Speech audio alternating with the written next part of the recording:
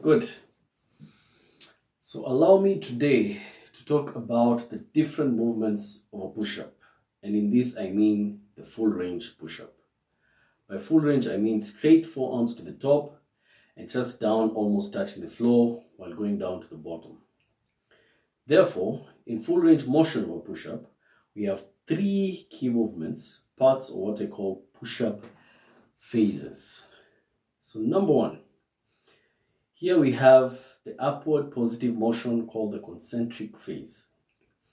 In the context of workouts, concentric refers to the muscle shortening phase. By shortening, of course, I do not mean weaker, it just means contraction where tension increases and the muscle contracts. This occurs when moving the weight of body against resistance. It's the lifting, pushing, or pulling phase of an exercise.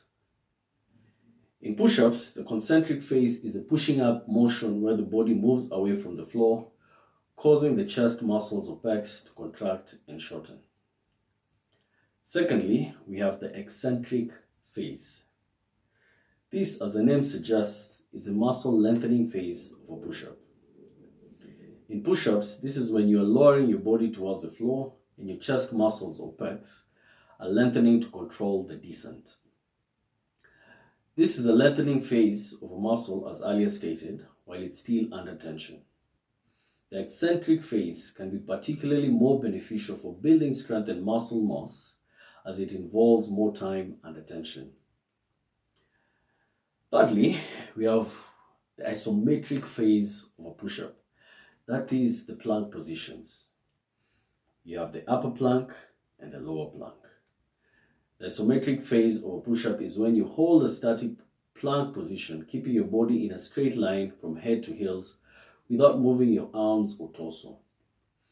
This phase helps to strengthen stabilizing muscles like the core, shoulders, and chest.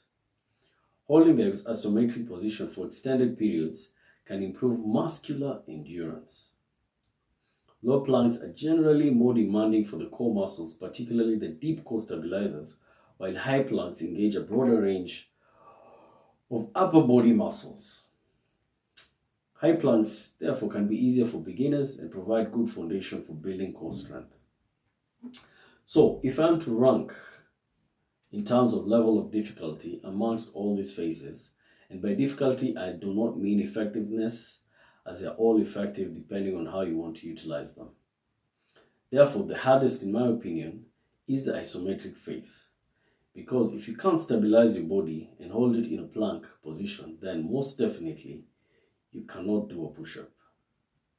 The lower plank, in my opinion, again, being the most engaging of them all in terms of isometric phase. The second toughest phase is the eccentric phase because of the resistance involved and the more time under tension.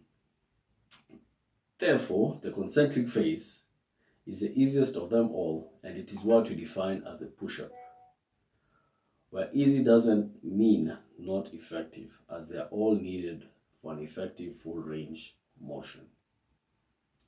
Thanks, and see you next time in my next video where I showcase my Achilles post-surgery recovery. Right, and see you next time again. See you there. Cheers. And let's push up.